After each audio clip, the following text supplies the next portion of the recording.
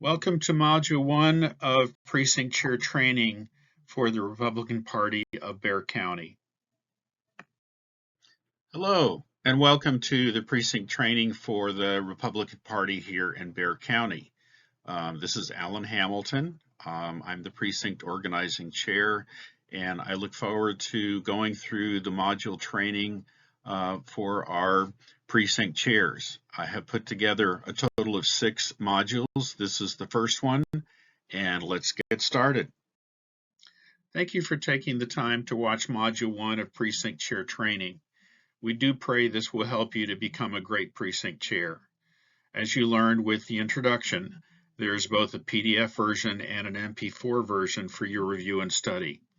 You may want to go through some of these several times until you feel like you've really mastered the material.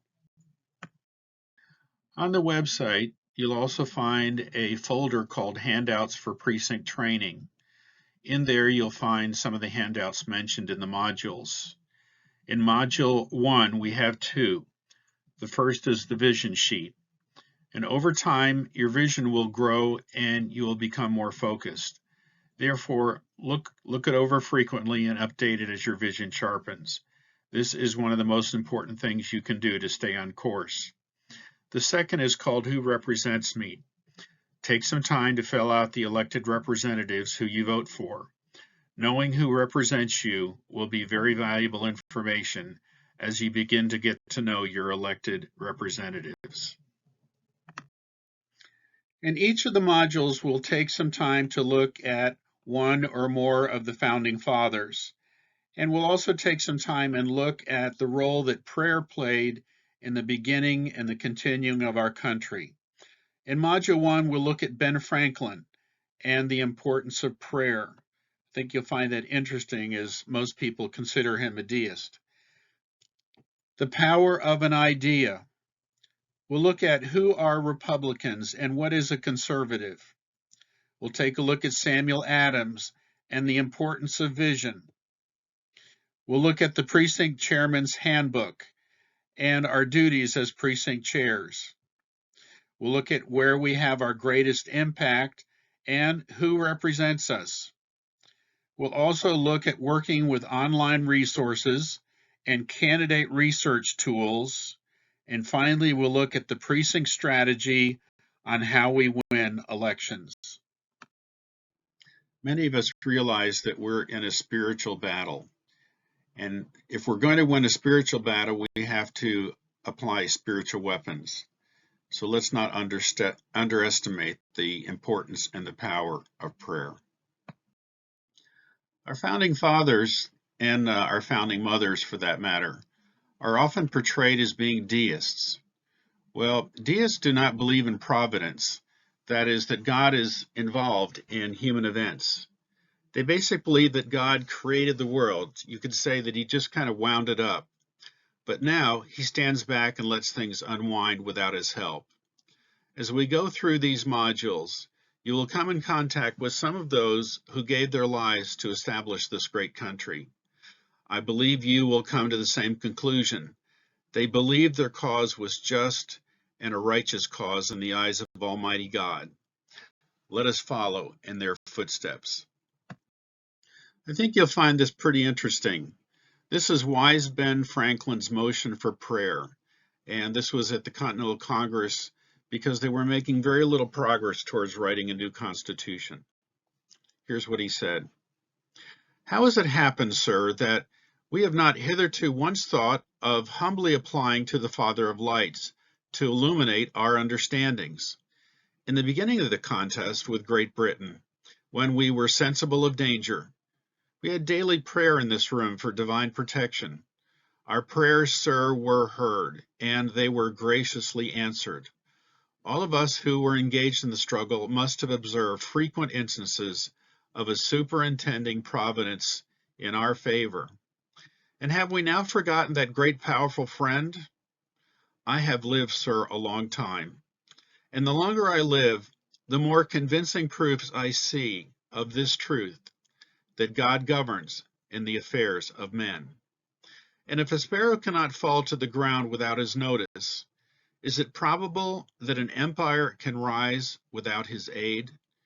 We have been assured, sir, in the sacred writings, that except the Lord build the house, they labor in vain that build it.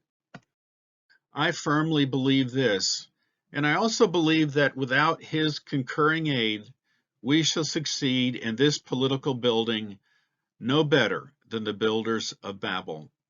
We shall be divided by our little partial local interests, and we ourselves shall become a reproach and a byword down to future ages. I therefore beg leave to move that henceforth prayers imploring the assistance of heaven and its blessings on our deliberations be held in this assembly every morning before we proceed to business, and that one or more of the clergy of the city be requested to officiate in that service. So what was the result of this motion? Well, it passed, and they recessed for 3 days and gave themselves to prayer. They also talked to others who they opposed, and not just with those they agreed with. Ben Franklin had also mentioned that that would be a wise thing to do. The result was a new spirit of cooperation. They made more progress in the following weeks than they had in the 5 weeks prior to this appeal for prayer. Prayer indeed works. Our Father, who art in heaven, hallowed be thy name. Thy kingdom come, thy will be done, on earth as it is in heaven. Give us this day our daily bread, and forgive us our trespasses, as we forgive those who trespass against us. And lead us not into temptation, but deliver us from evil. For thine is the kingdom, and the power, and the glory, forever and ever. Amen. I pledge allegiance to the flag of the United States of America, and to the republic for which it stands, one nation, under God, indivisible, with liberty and justice for all. Honor the Texas flag. I pledge allegiance to thee, Texas, one state, under God, one and indivisible. I pretty much laughed when I first heard this. This is from Vince Lombardi, and apparently he would do this at every one of his training camps every year. Standing in front of those that have been playing football, probably from junior high through some of the pros, he would hold up a football and say, "This is a football." In this precinct training, yes, we're going to get back to some of the basics. Let's take a little bit of time and think about the power of an idea. Can you see it, believe it, and trust it will happen? Here's a couple of quotes. This is from Victor Hugo. Nothing is more powerful than an idea whose time has come. And this one from Joseph Stalin. Ideas are more powerful than guns. We would not let our enemies have guns. Why should we let them have ideas? I disagree with most everything that Stalin has written, but I like the quote. And this one, I've told many people, I believe that if we have a big enough why, we'll figure out how to get it done. So, why did you become a precinct chair, or why are you thinking about becoming a precinct chair? I hope you took a little bit of time to think about why you became a precinct chair or why you're thinking about becoming a precinct chair. But let's take a little bit of time and discuss who we are as Republicans. So who are Republicans? Well, we know that Abraham Lincoln was the first Republican president. And prior to is when Congress was violently debating whether to admit the new states as free states or pro-slavery states. And as with most politics, it was really more about power than about slavery. I don't know if you've had a chance to watch the recent movie called Sound of Freedom, but it is out. And I'm praying that it has the same impact as Uncle Tom's Cabin did in bringing to attention and light the horrors of child trafficking. So just as we here in Bexar County defeated Prop A, which was an amendment which would have made thefts of $700 excluded from prosecution, I hope that with the Sound of Freedom and people speaking up that we can work to defeat this new kind of slavery for a better and more prosperous Bexar County. So are there any differences between being a Republican or being a Democrat? Well, I found this card. We've used it as a push card in our elections. And there's some good things there. Small business job creation. We're definitely for small business. Religious freedom. We definitely believe that religious freedom is a right, an inalienable right that's guaranteed in the Constitution. We believe in school choice. We believe in protecting the unborn. We believe in lower taxes, border security, and fighting crime on the border. And we also believe that smaller government is best, and that one that governs closest to the people. I was recently reading about how we don't have a single example of large government that has not gone awry and been corrupted. So what is a conservative? Well, basically, a conservative wants to conserve those ideas and those principles that will work to bring life, liberty, and the pursuit of happiness.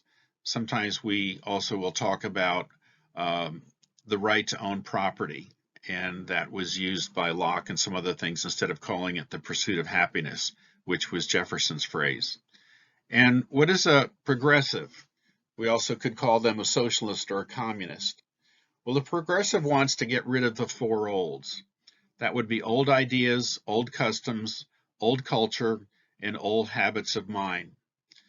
Obama campaigned on transforming America. He called it hope and change. Of course, we wound up with very little hope, and we didn't wind up with much change in our pockets either. Biden and the current Democrats are pushing something called Build Back Better. It's interesting how most of the progressive countries around the world are using that exact same phrase. Anyway, it's the same progressive ideas, so don't be deceived. And who was one of the first to practice the four olds? Well, that was the CCP, the Communist Chinese Party. And how did that work out?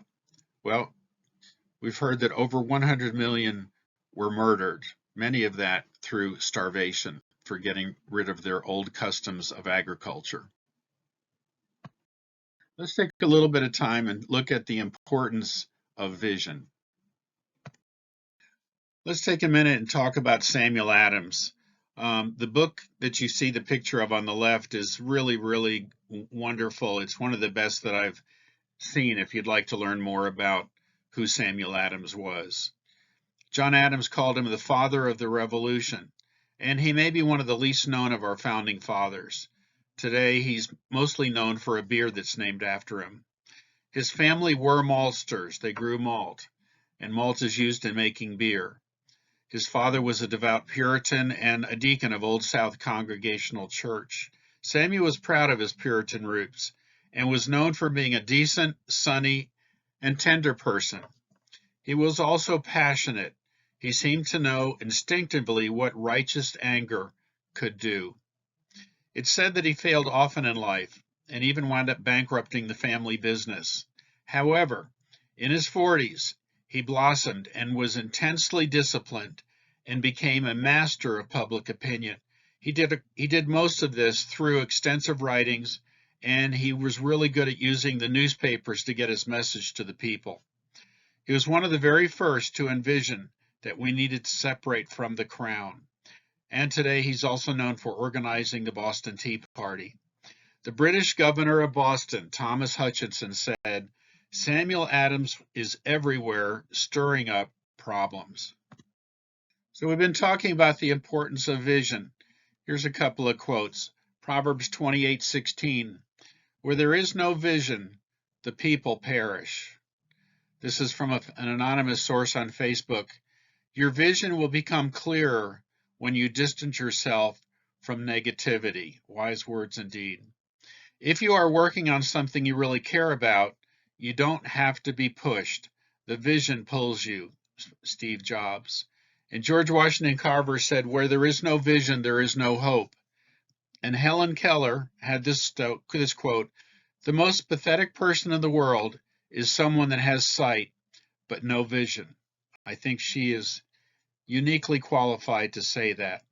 So take some time and write out your vision for yourself and for Bexar County. You can use the page, the next slide, to give you an idea. Here's a handout from the class, and I hope you'll take the time to complete this. The first question is what I see myself doing to win elections in Bexar County, and the second is my vision for the Republican Party of Bexar County. So take some time and write this out. So in this section, we're going to take a look at understanding the basics of being a precinct chair. As a precinct chair, you have a number of resources available to you. On our website at bexargop.org, you can find a copy of the Precinct Chairman's Handbook. There's lots of great stuff there. So go to the tab that says Our County Party, and then look for the tab that says Precinct Chair Resources, and then you'll go to Tools and Resources, and then choose Precinct Chair Duties, and you'll find it there.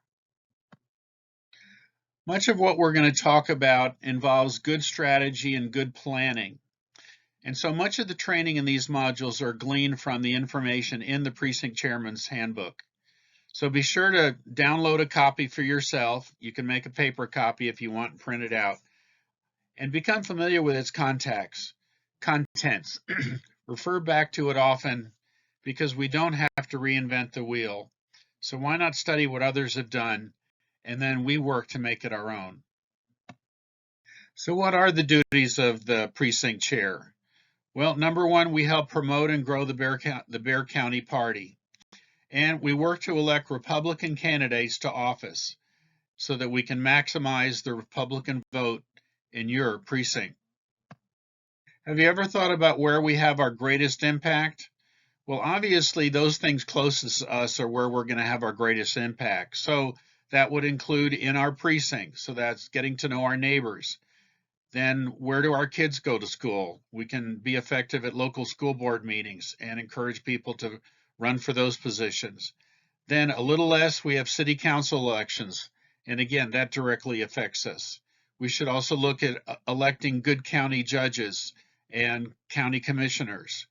Then we move to the state elections. And again, this is where it gets very important for primaries. As a precinct chair, you can endorse anybody at the primary level. We won't see that at the state or the national level, but at the primaries and our precincts, we can endorse whoever we'd like. That's, I think, one of the great things about being a precinct chair. And we hope to have an impact on national elections. Now, some of the things that we have very little effect on is the administrative state. So hopefully we will have a new president in 2024 and they will take on the administrative state. But things like presidential cabinet positions, three-letter agencies like the FBI, the CIA, and our unelected bureaucrats, our greatest impact will probably be those things closest to home. As they say, all elections are local. As precinct chairs, what are our goals? Well, we want to endeavor to contact every likely voter and register new ones. I didn't put every voter there because I'm not highly motivated to get out and meet those that are strong Democrats. I will run into enough of them as I'm out block walking, but my focus is on strong Republicans and weak Republicans and getting them out to vote. If we can just increase our voter turnout by 5 or 10%, we can make a huge difference. And as we're out, we make new friends for our cause. I like this phrase. I was taught this years ago. A person convinced against their will is of the same opinion still. So when we're out, we ask questions like, how do you plan on voting? And we do our best to educate and motivate voters to vote. We endeavor to do what we can to get our precinct to the polls. If they need a ride, we endeavor to help them to get there. We accomplish this through grassroots campaigning. That's how we're going to win. And we do this by getting to know the voters in our precinct. Let's take a little time looking at who represents me and working with some of the online resources that we have available. So how do we figure out who represents us? Well, a lot of this information we can find on our voter registration certificate. Here's a copy of mine. I have obviously changed the VUID, but there's a number of areas there that we want to look at, and that'll help us become familiar with who represents us. So the first step is to figure out what our precinct number is. Now, as a precinct chair, you probably already know that, but you can see here on our card, I'm in precinct 3102. And again, when we're working with voters, we may need to educate them on some of this stuff. On the card, in the upper left there, or the mid left, we have your VUID, which is your voter unique ID. And that is helpful many times when we're signing petitions, when we are helping to get a judges elected. It's helpful if we know what our VUID. One of the things that probably a lot of us do is we take pictures of this stuff, and that way it's on our camera and we can refer to it later.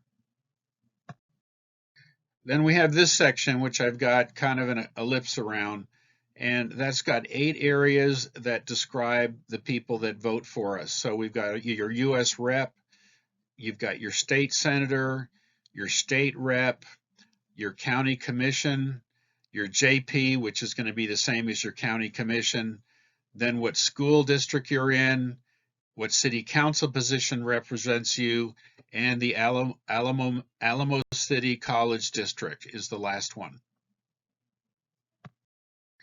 Now you'll notice on mine that mine is stamped Republican. That's because I voted in a primary. However, I've heard that they've stopped doing that.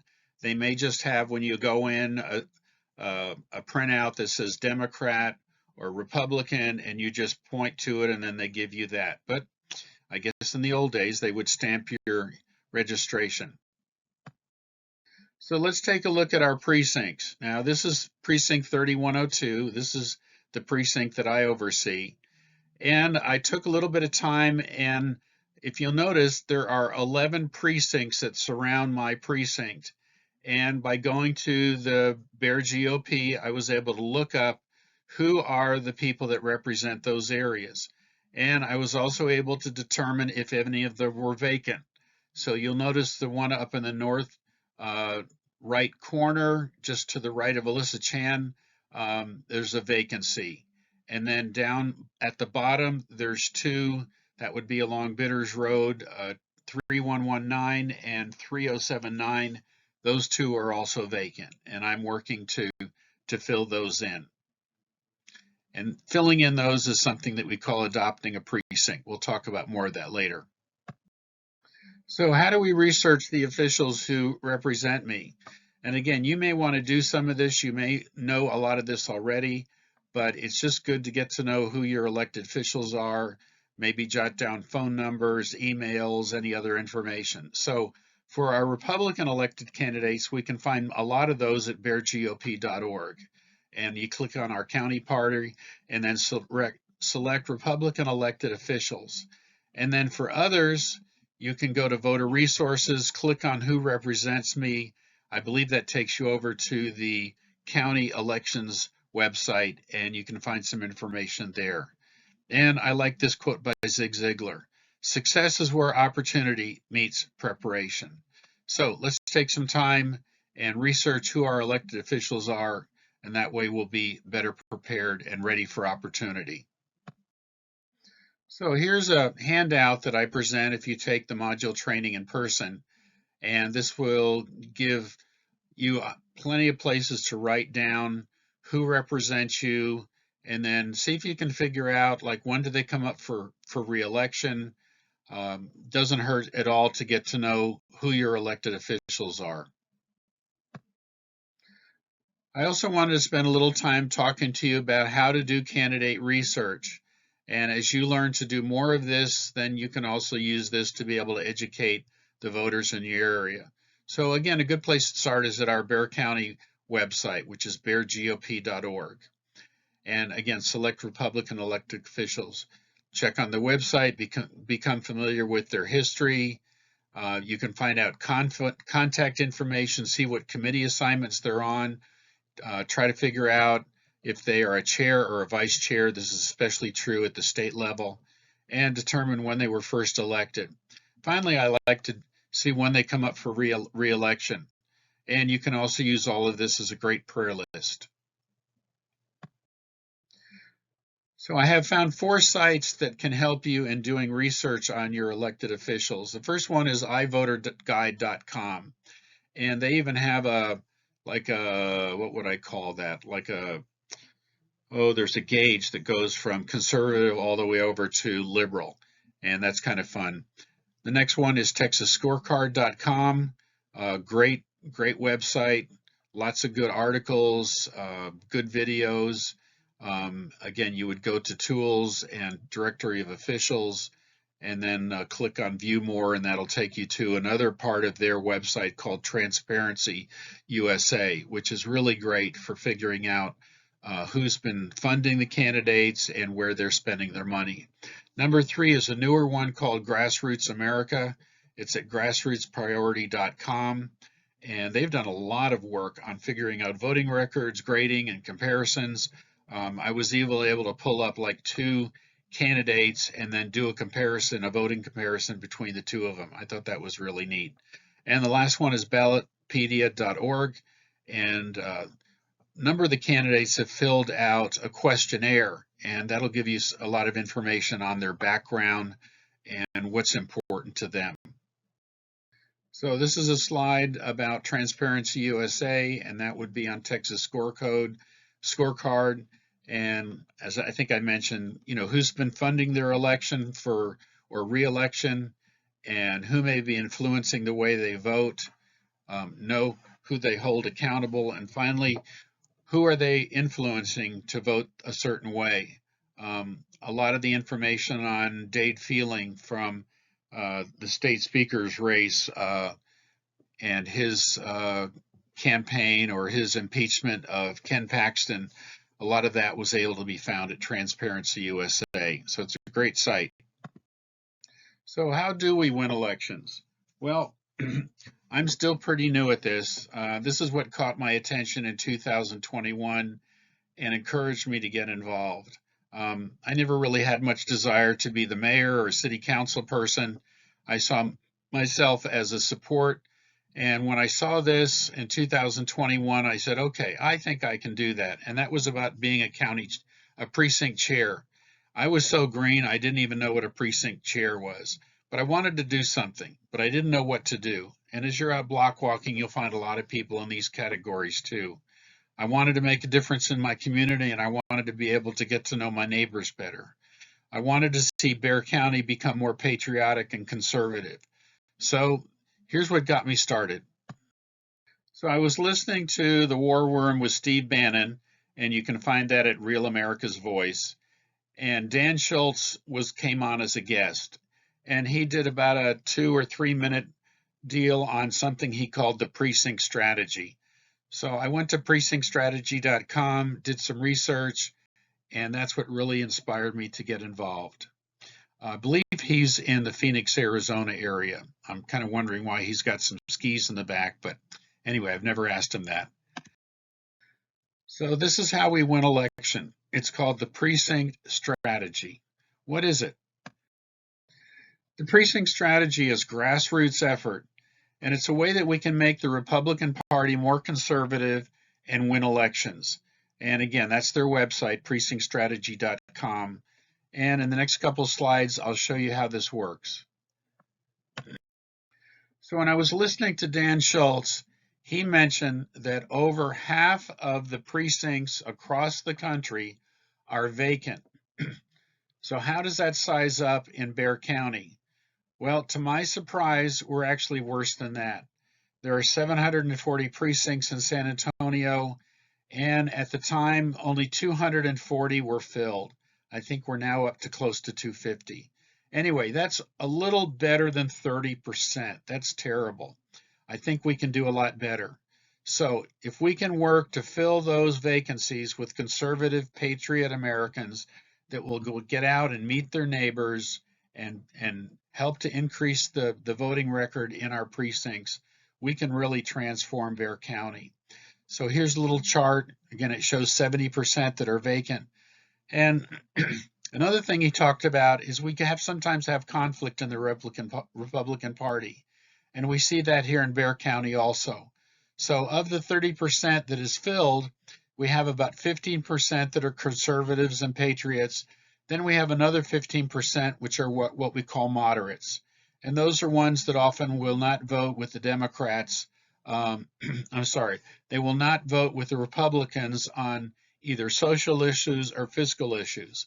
So if we can fill in the 70% with good, patriotic, conservative candidates, then the 85% will certainly outvote the 15%.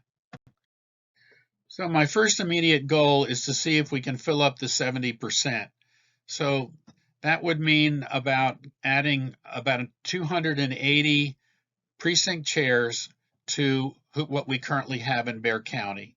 And that would get us up to about 520. And those are now filled with conservative patriot Americas. And eventually we can do better, but I think we're always going to have a few that are vacant. And I think the moderates are going to be around for a long time. So that about wraps up for Module 1. I do like these two poems. The first one is called One Man Awake. One man awake awakens another. The second awakens his next door neighbor. And three awake can rouse the town and turn the whole place upside down. And many awake can raise such a fuss that it finally awakens the rest of us. One man awake with dawn in his eyes multiplies. And I pray that you are that one man or one woman. And I like this one by Walter D. Wintle, The Man Who Thinks He Can. If you think you are beaten, you are. If you think you dare not, you don't. If you like to win, but think you can't, it's almost certain you won't. If you think you lose, you're lost. For out of the world we find, success begins with a person's will. It's a state of mind. If you think you are outclassed, you are. You've got to think high to rise.